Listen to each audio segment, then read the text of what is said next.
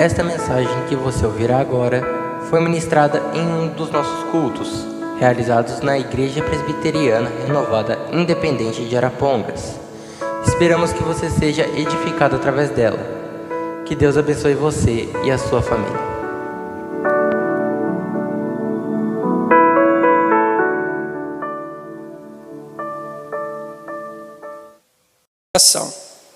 Então nós vamos ler a palavra de Deus em Atos capítulo 2, a partir do verso 22, que diz assim: Varões israelitas, escutai essas palavras.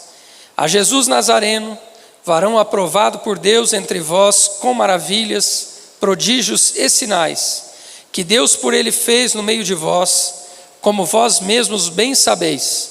A este que vos foi entregue pelo determinado conselho e presciência de Deus, tomando-o vós, o crucificastes e matastes pelas mãos de injustos, ao qual Deus ressuscitou, soltas as ânsias da morte, pois não era possível que fosse retido por ela.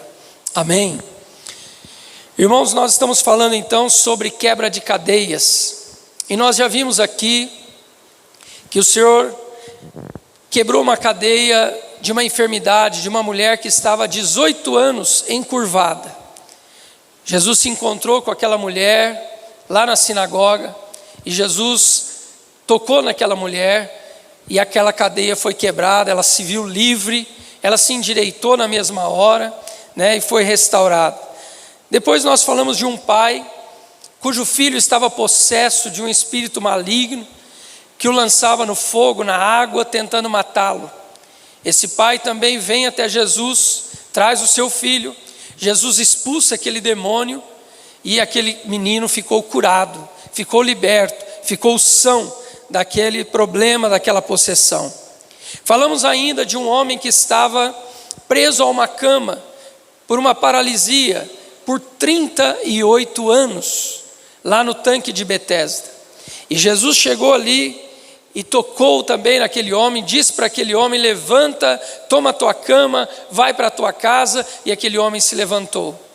Aquela cadeia que o aprisionava por 38 anos foi quebrada pelo poder de Jesus. E na última quarta-feira, na semana passada, nós falamos sobre uma cadeia que prendeu toda a humanidade, que é a cadeia do pecado. Mas Jesus veio para pagar o preço pelos nossos pecados, pelos pecados da humanidade, e com isso nós nos tornamos livres desta cadeia. Por isso a palavra diz que nós já não somos mais escravos do pecado, nós fomos libertos através do sacrifício de Cristo Jesus. E nesta noite, encerrando esta série, eu gostaria de falar com os irmãos sobre aquela cadeia que talvez seja a que mais traga temor nas pessoas. E esta cadeia, ela é consequência justamente do pecado. Nós vamos falar hoje da cadeia da morte. A Bíblia nos diz, e nós lemos aqui inclusive na semana passada, o texto que Paulo escreveu na sua carta aos Romanos, no capítulo 5 e no verso 12, quando ele disse: como por um homem entrou o pecado no mundo, e pelo pecado a morte, assim também a morte passou a todos os homens, porque todos pecaram. Então nós entendemos pela Bíblia que a morte, ela é consequência do pecado. Se o homem não tivesse pecado, lá no jardim do Éden, o homem não conheceria a morte. Mas por causa do pecado de Adão, a morte se espalhou por toda a humanidade. Mas de que morte a Bíblia está falando aqui? Nós precisamos entender, irmãos, que a Bíblia, ela fala de dois tipos de morte. Talvez você pergunte: pastor, mas eu só conheço uma morte. Então nós vamos meditar um pouco nesta noite na Bíblia, e à luz da Bíblia, nós vamos entender que existem dois tipos de morte. O primeiro tipo de morte que a Bíblia fala é a morte física, é a morte do corpo. Esta morte, por causa do pecado, ela atingiu toda a humanidade, e a Bíblia fala que é inevitável tentar fugir dela, porque todos os homens passarão pela morte.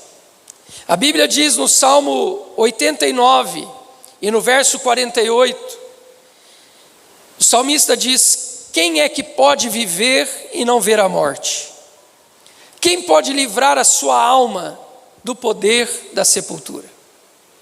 Veja que aqui o salmista está dizendo que ninguém pode viver sem experimentar a morte. Todos nós, quando nascemos, nós temos a certeza de que um dia morreremos. Alguns vivem mais tempo, outros vivem menos, mas nós sabemos que lá na frente é inevitável este momento. Tanto é que o sábio Salomão, escrevendo lá em Eclesiastes, no capítulo de número 7 e verso 2, ele diz assim: melhor é ir à casa onde há luto do que ir à casa onde há banquete, porque na casa em que há luto se vê o fim de todos os homens. Quando a gente faz um culto fúnebre, geralmente eu faço e cito esse texto, porque ali realmente é o momento em que todas as pessoas que estão ali, eles estão meditando sobre o fim de todos. Quando nós estamos ali, nós estamos refletindo sobre aquilo que todos nós um dia vamos passar. Como eu disse, uns mais cedo, outros mais tarde, mas todos vão passar por este momento. Ainda em Eclesiastes, no capítulo 8 e no verso 8, a Bíblia diz assim: ninguém há que tenha domínio sobre o vento para o reter. Assim também, ninguém tem poder sobre o dia da sua morte. Ninguém pode escolher. Nós estamos neste mundo e sabemos com certeza que esse dia chegará. Então esta morte da qual nós estamos falando aqui, citando esses textos, é a morte física, esta morte do nosso corpo. Paulo, ele escrevendo a sua carta aos Romanos, no capítulo 8 e no verso 38, ele diz assim: pois estou certo de que nem a morte, nem a vida, nem os anjos, nem os principados, nem o presente, nem o porvir, nada disso poderá nos separar do amor de Deus que está em Cristo Jesus. Ou seja, Paulo está dizendo aqui à igreja de Roma, aos irmãos da igreja de Roma, ele está dizendo: irmãos, a morte não pode nos separar. Essa morte física que nos acomete, que todos os homens passam por ela, ela não pode nos separar do amor de Deus que está em Cristo Jesus. Por quê? Nós vamos entender isso mais adiante.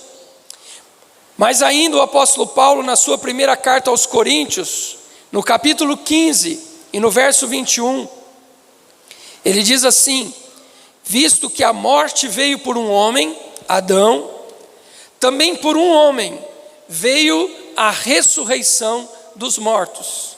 Através de quem? De Jesus. Jesus, então, irmãos, ele veio quebrar esta cadeia da morte. A morte, primeiramente, a morte física, esta morte do corpo. Mas como que Jesus veio quebrar se nós continuamos morrendo? O que a Bíblia nos ensina é que ele já venceu essa morte. E nele nós também somos vencedores. Mas essa vitória, de que maneira ela vai acontecer? Através da ressurreição. É por isso que nós ensinamos e cremos na ressurreição dos mortos. O apóstolo Paulo, em a sua carta aos Romanos, capítulo 6, verso 9, ele diz assim: sabendo que havendo Jesus Cristo ressuscitado dentre os mortos, ele já não morre, e a morte não mais tem domínio sobre ele. Irmãos, Jesus, sendo filho de Deus, ele já tinha autoridade sobre a morte. Mas a Bíblia diz que para cumprir o propósito da salvação, Jesus precisou se esvaziar e tomou a forma de servo, fazendo-se semelhante aos homens. Então Jesus nasceu como um homem. E mesmo sendo homem, a Bíblia diz que Jesus em momento algum ele pecou. E a palavra nos diz que lá em Romanos 6:23, o salário do pecado é a morte. Jesus não tinha pecado. Mas por que Jesus então precisou se sujeitar à morte? Porque a Bíblia diz que mesmo não tendo pecado, ele foi feito pecado por nós. Ele levou sobre si o pecado da humanidade. Quando Jesus carrega sobre os seus ombros o pecado da humanidade, ali ele se torna como homem sujeito à morte. É por isso que ele se entrega para ser morto. Ele se entregou para cumprir um propósito divino. Ele se entregou para cumprir um plano elaborado no céu, onde ele teria que descer à terra, se tornar semelhante aos homens para morrer pelos homens. O homem pecou, então um homem precisava morrer pelo homem. Por isso Deus se fez homem. Por isso quando Jesus nasce e o anjo Gabriel aparece para Maria e diz: olha, você terá um filho e você porá o nome dele de Emanuel. O que significa a palavra Emanuel? Deus conosco. Então Jesus, ele se tornou o Deus presente no meio da humanidade, aquele que se fez como os homens. Então, por causa disso, por causa de estar levando o pecado da humanidade, Jesus então, ele passa pela morte. Ele passa pela morte física. Mas Jesus não ficou na sepultura. A Bíblia diz então que ele venceu a morte. Texto que nós lemos aqui de Romanos 6:9. Sabemos que Jesus ressuscitou, e porque ele ressuscitou, ele já não morre mais, porque ele venceu a morte. E Jesus então nos traz essa certeza, irmãos, desta vitória sobre a morte. É por isso que quando nós entendemos o que a Bíblia ensina sobre a morte, nós não vamos ter medo mais da morte. Há pessoas que não podem nem ouvir falar de morte, né? Quer ficar longe, passa longe, porque tem medo. Mas aquele que entende o que a Bíblia ensina sobre a morte, ele não tem mais medo da morte, porque ele vai entender de fato que a morte atingiu todos os homens, mas que a morte não é o fim. A morte não é o fim. E nós vamos entender isso através da Bíblia. O apóstolo Paulo, em 1 Coríntios capítulo 15 e verso 53, ele diz assim: porque é necessário que este corpo corruptível se revista da incorruptibilidade, e que o corpo mortal se revista da imortalidade. Isso se dá, irmãos, através da ressurreição. Este nosso corpo que se corrompe, se envelhece, fica enfermo, cai numa cama muitas vezes, sofre com os danos da idade, esse corpo que vai envelhecendo dia após dia, um dia esse corpo vai ser transformado por um corpo que não se corrompe mais, um corpo que não se envelhece mais, um corpo que não fica mais doente, um corpo que não vai precisar mais de remédio, um corpo que não vai precisar mais de médico, um corpo que não vai mais precisar de cirurgia, porque será um corpo totalmente transformado. Esse corpo que hoje morre, vai ser transformado num corpo que não morre mais. E esta é a vitória sobre a cadeia da morte. Então, quando nós falamos sobre morte, muitas pessoas se aterrorizam, muitas pessoas têm medo, porque elas pensam assim: quando eu me encontrar com a morte, acabou tudo. Não. Biblicamente nós entendemos que não é assim. A morte é apenas um estágio. A morte é apenas um estágio. Ainda em 1 Coríntios capítulo 15, verso 20, Paulo diz assim: mas de fato Jesus ressuscitou dentre os mortos, sendo ele as primícias dos que dormem. Irmãos, o que é primícia? Primeiro. É primeiro. Então a Bíblia está dizendo que Jesus ressuscitou e ele se tornou a primícia, o primeiro daqueles que vão ressuscitar um dia. Se Jesus não tivesse ressuscitado, irmãos, hoje a gente poderia ter dúvida quanto à ressurreição. Mas Jesus ressuscitou. Embora os romanos tentaram inventar uma história de que os discípulos roubaram o corpo de Jesus, Deus é tão maravilhoso, irmãos, que Jesus ressuscitou e ficou ainda 40 dias aparecendo para os discípulos depois de ressuscitado. E Paulo fala que os discípulos viram, outros irmãos viram Jesus ressuscitado. Para quê? Para que não tivesse dúvida de que ele de fato ressuscitou. E a Bíblia está dizendo que se ele ressuscitou, ele é o primeiro, porque depois a igreja de Cristo, os salvos em Cristo, também vão ressuscitar.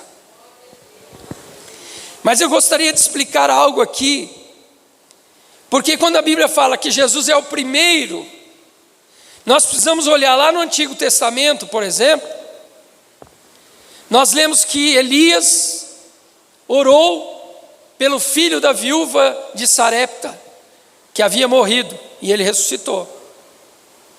Eliseu orou para um filho de uma mulher sunamita, que também havia morrido, ele também ressuscitou. No Novo Testamento, Jesus ressuscitou a filha de Jairo. Jesus ressuscitou o filho da viúva de Naim. Jesus ressuscitou Lázaro. E aí vem a pergunta: como que Jesus é o primeiro se tantos já ressuscitaram antes? Aqui nós precisamos entender, irmãos, que a ressurreição dessas pessoas, na verdade, foi elas serem despertas do sono da morte. Todas essas pessoas que eu citei aqui, que foram ressuscitadas, elas acordaram da morte. Mas se você parar para analisar, todas essas pessoas, depois de um tempo, voltaram a morrer. Então, quando a Bíblia está falando aqui que Jesus é a primícia de uma nova ressurreição, a Bíblia está falando que Jesus é a primícia, o primeiro daqueles que ressuscitam para nunca mais morrer. Quando Jesus ressuscitou Lázaro, por exemplo, Jesus foi num jantar em Betânia, Lázaro estava à mesa, as pessoas foram lá, viram Lázaro, aquele que tinha ficado morto 4 dias e que ressuscitou. E eles ficaram maravilhados. Mas depois de um tempo, Lázaro morreu de novo. Mas agora a Bíblia está nos falando aqui de uma ressurreição que é para nunca mais morrer. Jesus foi aquele que ressuscitou primeiro, uma ressurreição que não trará mais morte. Jesus, ele ressuscitou. E nós precisamos entender também que a ressurreição de Jesus, ela não foi uma ressurreição de um corpo espiritual, de um espírito. Não foi um espírito. Algumas religiões ensinam, algumas seitas ensinam que Jesus não ressuscitou corporalmente, era um espírito. Mas, irmãos, eu fico tão maravilhado com a Bíblia, porque Deus já sabe até os argumentos que as pessoas vão usar antes que isso aconteça. É por isso que a Bíblia diz que quando Jesus apareceu para os discípulos, Tomé, os irmãos lembram que Tomé não queria acreditar, né? Não, se eu não tocar nele, eu não vou crer que ele está vivo, que é Jesus mesmo, pode ser um outro. E Jesus apareceu numa reunião que Tomé estava. E o que Jesus falou para Tomé? Tomé, toca aqui nas minhas mãos, veja as marcas do cravo, toca aqui no meu lado onde a lança perfurou. E aí quando Tomé tocou, ele disse: ah, Senhor meu Deus, ah, Senhor meu, Deus meu. A Bíblia diz que depois Jesus disse para os discípulos: vocês têm alguma coisa para comer? E eles disseram: tem pão, tem peixe aqui. Jesus comeu. Agora eu te pergunto, um espírito come? Não. Espírito não come. Um espírito pode ser tocado? Não. Ele é um ser espiritual. Ele não é visível, não pode ser tocado. Então, quando a Bíblia fala sobre isso, irmãos, nós precisamos entender que Jesus ressuscitou corporalmente. Não era um espírito, mas também não era o seu corpo de carne e osso como era antigamente. Porque o próprio Paulo, escrevendo aos Coríntios, na primeira carta aos Coríntios capítulo 15, ele diz assim: porque carne e sangue não podem herdar o reino de Deus. E os irmãos se lembram que Jesus, depois que ressuscitou, ele ficou 40 dias na terra e ele subiu ao céu. E ele entrou no reino de Deus. Hebreus fala que depois de ele ter oferecido o sacrifício, ele subiu ao céu e se assentou à direita de Deus. Então, como poderia Jesus entrar no céu com um corpo desse nosso aqui físico? Não pode. E Paulo vai explicar isso então, como vai se dar essa ressurreição. E ele vai dizer assim: irmãos, esse nosso tabernáculo, que é o nosso corpo de carne, esse tabernáculo, ele perece. Mas esse tabernáculo vai ser substituído por um templo, não mais feito por mãos, mas que dura para a eternidade. Então, Paulo está querendo dizer o seguinte: esse nosso corpo aqui, irmãos, quando a gente morrer, ele vai ser depositado lá na terra. Mas na ressurreição, nós vamos receber um novo corpo, um corpo transformado, um corpo que não morre mais, a exemplo de Jesus. É por isso que quando a Bíblia fala aqui que Jesus foi a primícia dos que dormem, ele está dizendo o seguinte: Jesus ressuscitou num corpo glorificado, num corpo transformado, e todos aqueles que forem salvos em Cristo Jesus, um dia também ressuscitarão dessa mesma maneira. Em 1 Tessalonicenses capítulo 4, versos 16 e 17, Paulo diz assim: porque o mesmo Senhor Jesus Cristo descerá do céu, com alarido, com voz de arcanjo e com trombeta de Deus, e os que morreram em Cristo, o que é esse morrer em Cristo? Morreram salvos. Os que morreram em Cristo, eles ressuscitarão primeiro. Depois nós, os que tivermos vivos, seremos arrebatados juntamente com ele nas nuvens, a encontrar o Senhor nos ares, e assim estaremos para sempre com o Senhor. Então Paulo diz: olha, quando Jesus voltar, a trombeta vai tocar, voz de arcanjo vai bradar, e aqueles que estão mortos, veja que aqui é um outro mistério que Paulo fala, e que alguém entende diferente. Há pessoas que pensam assim: quando eu morro, eu fico dormindo lá até a volta de Jesus. Quando Jesus voltar, então eu acordo e vou para o céu.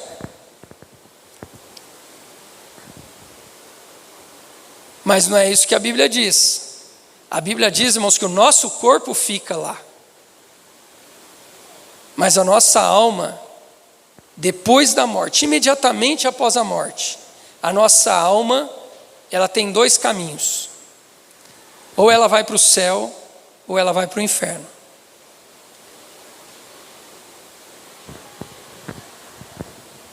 A Bíblia fala de dois caminhos, um que conduz à vida e um que conduz à morte. Jesus, quando estava crucificado, um dos ladrões ao lado de Jesus disse: Senhor, lembra-te de mim quando entrares no teu reino. O que Jesus disse para ele? Hoje mesmo tu estarás comigo no paraíso. Aí eu te pergunto, o corpo daquele homem ladrão, ele foi enterrado ou não foi? Foi. O corpo de Jesus foi para a sepultura ou não foi? Foi. Ficou 3 dias lá. Como que Jesus disse, hoje mesmo estarás comigo? Porque Jesus está dizendo, o nosso corpo fica, mas a nossa alma vai.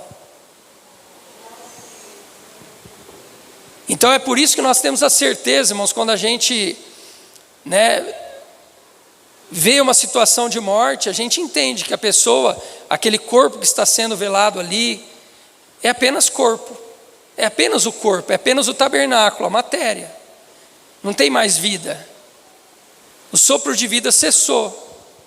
E o que aconteceu com aquele corpo? A Bíblia diz, o corpo volta para o pó da terra, e o espírito, o sopro de vida, o fôlego de vida volta para Deus que o deu, porque foi Deus que soprou o fôlego. Mas e a alma? Ou ela vai para o céu, ou ela vai para o inferno. Ou ela vai para o paraíso de Deus, ou ela vai para o sofrimento eterno. Só existem esses 2 caminhos.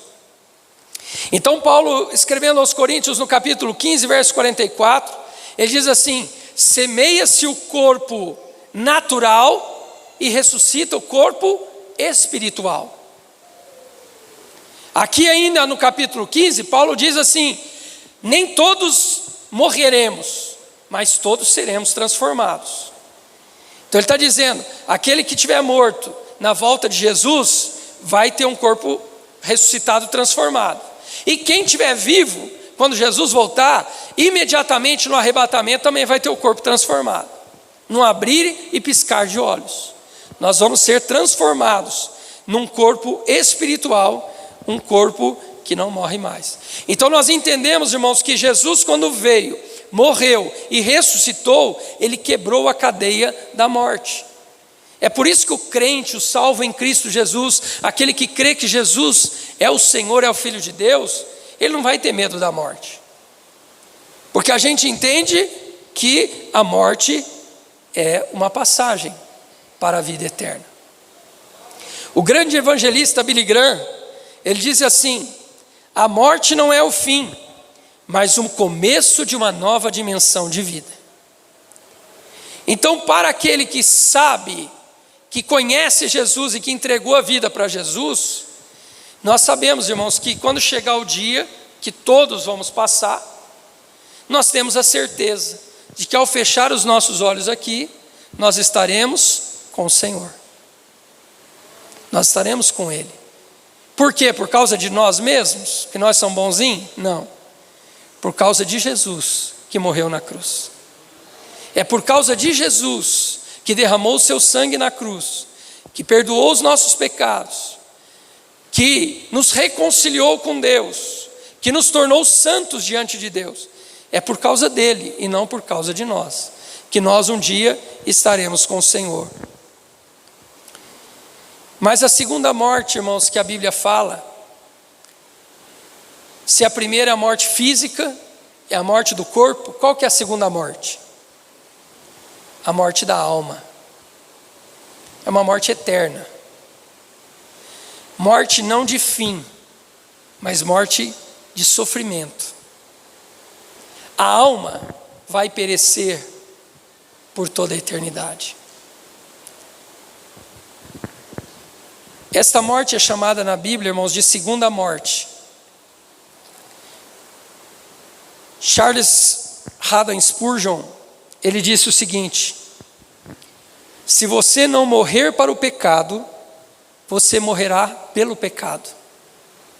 Se você não matar o pecado matará você.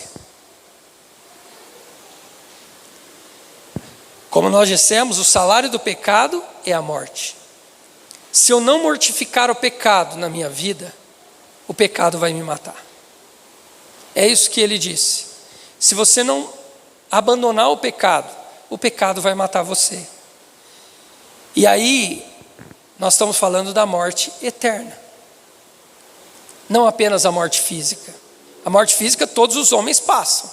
Mas a morte eterna, quem passa? Quem vive a morte eterna? aquele que não é salvo. O que não é salvo. Por isso que aquele que tem certeza de salvação não teme a morte. Porque ele sabe que ele nunca vai passar para a morte eterna. Ele vai passar só pela morte física. E para ela Jesus já deu solução. Nós vamos ressuscitar. Para a morte eterna nós temos solução. Crer em Jesus Cristo. Por isso que lá em João 3,16 diz: porque Deus amou o mundo de tal maneira que deu o seu Filho unigênito, para que todo aquele que nele crê não pereça com a morte eterna, mas tenha a vida eterna. Então é preciso crer para experimentar a vida eterna e não viver a morte eterna. Lá em João, irmãos, no Evangelho de João capítulo 11, nos versos 25 e 26, quando Jesus está falando ali com as irmãs de Lázaro que haviam morrido, Jesus disse assim: eu sou a ressurreição e a vida. E olha o que Jesus disse: quem crê em mim, ainda que esteja morto, viverá. E quem vive e crê em mim, nunca morrerá. O que Jesus quis dizer com isso? Há algumas interpretações. Mas uma interpretação que eu acho, irmãos, bastante prudente, é que Jesus está dizendo aqui o seguinte: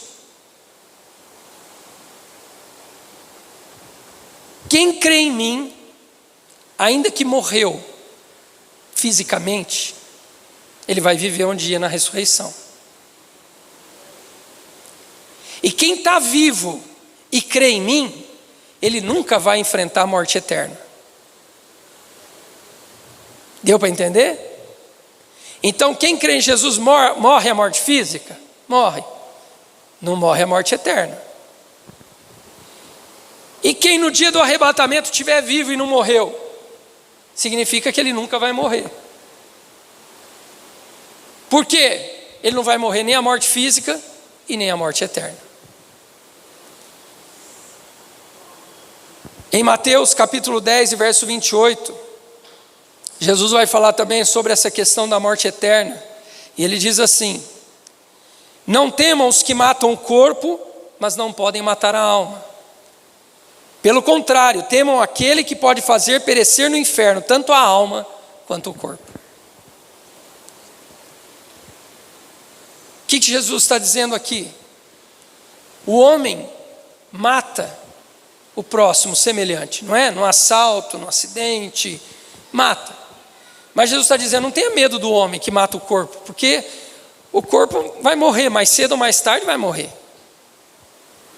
Mas o que a gente tem que temer? Tem que temer a Deus, porque Ele pode lançar a nossa alma no inferno. O corpo, o homem, tira a vida de um outro, mas ele não pode nunca matar a alma. Ele só mata o corpo. E isso, irmãos, é o que causava fúria naqueles algozes dos cristãos da igreja primitiva, do início da igreja, dos mártires da igreja. Outro dia eu disse aqui para os irmãos, o que deixava aqueles soldados mais irados, irmãos, é quando eles estavam levando os cristãos para morrer comido pelos leões. Eles colocavam um cristão num poste, colocava piche e tacava fogo. Eles pegavam um crente, colocavam numa grelha de churrasqueira e tacava fogo e matava aquela pessoa queimada. E sabe o que esses cristãos faziam? Cantavam. Eles cantavam, porque eles tinham esse texto aqui muito vivo na vida deles. Eles diziam assim: eles vão matar o meu corpo, mas a minha alma vai ao encontro de Jesus. Policarpo, irmãos, um dos mártires da igreja, ele morreu com aproximadamente 80 anos de idade, e eles puseram ele num poste e colocaram fogo para que ele morresse queimado. Um homem de 80 anos de idade.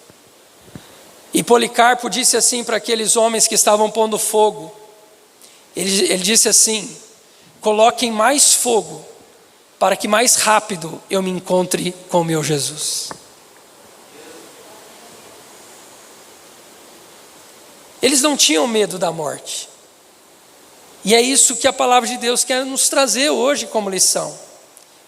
Aquele que é salvo, irmãos, ele não tem que ter medo da morte. Porque nós vamos passar por ela. Mas eu te digo que o dia que a gente passar por ela, aí nós vamos começar a viver uma vida de qualidade, uma vida eterna. Paulo disse para a igreja: irmãos, eu estou em aperto, porque eu desejo partir e estar com Cristo, que é muito melhor. Mas eu tenho uma missão, e eu tenho que cumprir essa missão. Mas Paulo estava dizendo: eu estou em aperto, por quê? Eu estou sofrendo aqui nesse mundo, estou aqui com a igreja, estou pregando, estou fazendo a obra, mas eu gostaria de estar com Cristo, que é muito melhor do que aqui. Por melhor, irmãos, que seja a vida que alguém viva neste mundo, não é para comparar com a vida que nós teremos na eternidade. Por isso eu digo, o cristão, irmãos, o crente verdadeiro, ele não pode ter medo da morte, ele não deve ter medo da morte. Nós precisamos olhar para a morte como algo que vai acontecer, mas que não é o fim, é o começo de uma nova vida, é o começo de uma vida eterna. O que é essa segunda morte então, irmãos? Como que se dá essa morte? Lá em Apocalipse, capítulo 2, verso 11, a Bíblia diz assim: o que vencer não receberá o dano da segunda morte. Em Apocalipse 21, 8, a Bíblia fala de um lago de fogo e enxofre, onde vão ser lançados todos aqueles que não tiverem o seu nome escrito no livro da vida. E aí a Bíblia diz: olha, isto é a segunda morte. Essa morte é que a gente tem que ter medo, irmão. É dessa que a gente tem que ter medo. Porque a primeira morte não. Essa morte física, você apagou aqui, você já está lá no céu com Jesus, se você estiver preparado. Agora, e a morte eterna? Não tem mais retorno. A morte eterna é uma morte que não tem mais retorno. A morte eterna é uma morte onde você vai passar o sofrimento na eternidade, todo o sofrimento. Enquanto alguns estarão vivendo alegria no paraíso de Deus, outros vão estar sofrendo durante toda a eternidade. A Bíblia diz que eles vão pedir a morte, mas não vão encontrar a morte. Então vai ser um sofrimento terrível. A gente está vendo aí esses dias de calor, né? Sensação térmica de 50 graus em alguns lugares. Irmão, imagina lá no inferno como que não é. A gente às vezes fica mal, né? Muito calor, a gente chega a ter queda de pressão, tem que tomar água direto. Jesus contou a história do rico e do Lázaro. E a Bíblia diz assim: e existia um homem muito rico que comia do bom e do melhor, morava numa mansão, tinha tudo de bom, e na porta da casa desse rico tinha um mendigo chamado Lázaro. E ele estava cheio de ferida, ele comia daquilo que sobrava da casa do rico. O resto de comida lá jogava para ele, lá ele comia. Um dia morreu os dois, o rico e o Lázaro. E a Bíblia diz assim: o rico foi para o inferno, e o mendigo foi para o seio de Abraão, para o paraíso de Deus. Agora, ele não foi para o paraíso de Deus porque ele era pobre, e o outro não foi para o inferno porque era rico. Mas ele foi para o paraíso porque ele foi salvo, e o rico não. Jesus estava falando sobre isso. Jesus estava falando: que adianta o homem ganhar o mundo inteiro se ele perder a alma? O dinheiro não pode comprar a salvação. A salvação já foi paga por Jesus na cruz, através do sangue de Jesus. Ninguém compra a salvação. Senão os ricos estavam salvos e os pobres estavam tudo perdido, né? Mas Jesus morreu por todos, e a salvação, ele já pagou o preço. Mas aí, irmãos, a Bíblia diz que lá no inferno, o rico olhava lá no céu e via Lázaro lá, no seio de Abraão, no paraíso. E ele lá atormentado. E ele pediu assim: Pai Abraão. Pai Abraão aqui representa Deus. Pai Abraão, permita que Lázaro molhe a ponta do seu dedo na água e coloque na minha língua, porque eu estou num tormento aqui insuportável. Imagine, irmãos, um calor sem água, fogo sem água, sofrimento, e não mata, sofrimento. É isso que a Bíblia está falando, essa é a segunda morte. Mas finalizando, irmãos, Em Hebreus capítulo 2, do versos 14 ao 16, a Bíblia diz assim: Jesus igualmente participou destas coisas, ou seja, da carne e do sangue, para que por sua morte destruísse aquele que tem o poder da morte, que é o pecado, a saber, o diabo, e livrasse todos os que pelo pavor ou medo da morte estavam sujeitos à escravidão por toda a vida. Então veja que Jesus, quando morreu, ele destruiu aquele que tem o poder sobre a morte.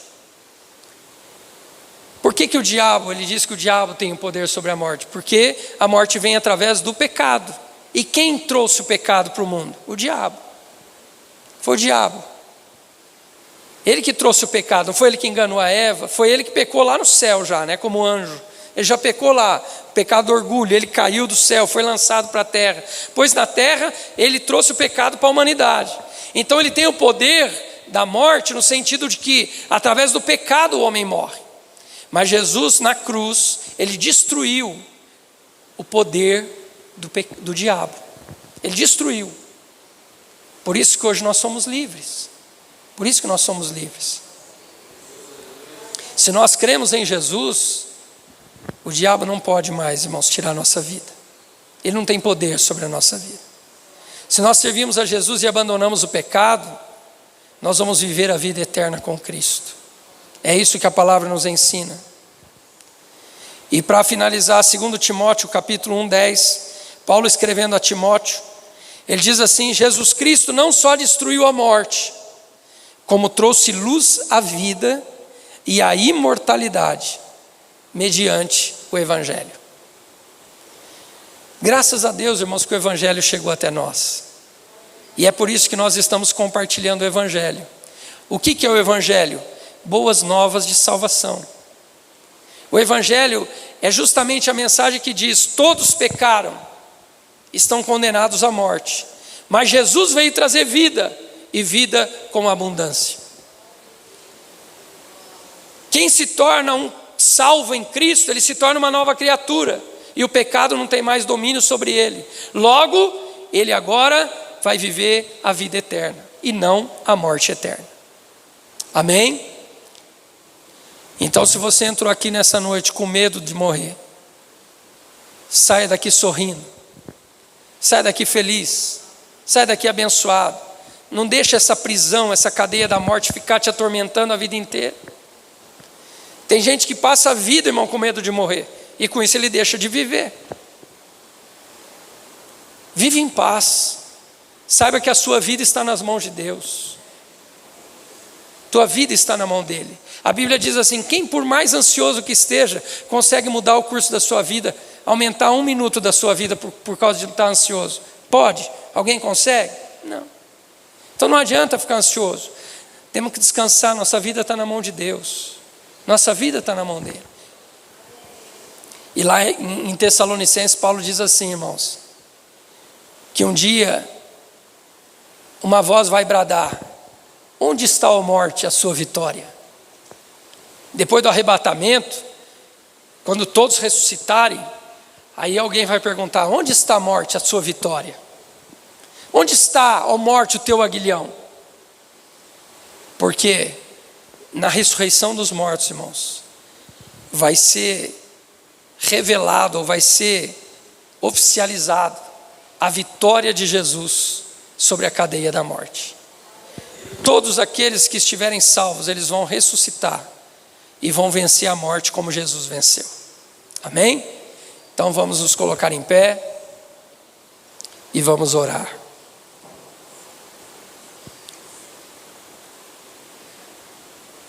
Eu quero orar aqui nesta noite, mas eu gostaria de orar em especial por alguém que tem muito medo da morte. Talvez você entrou aqui, ouviu essa palavra e diga: pastor, o senhor falou, mas eu tenho muito medo da morte. Se você tem medo da morte, se você tem pavor da morte, falou em morte, você já se arrepia, eu quero orar por você.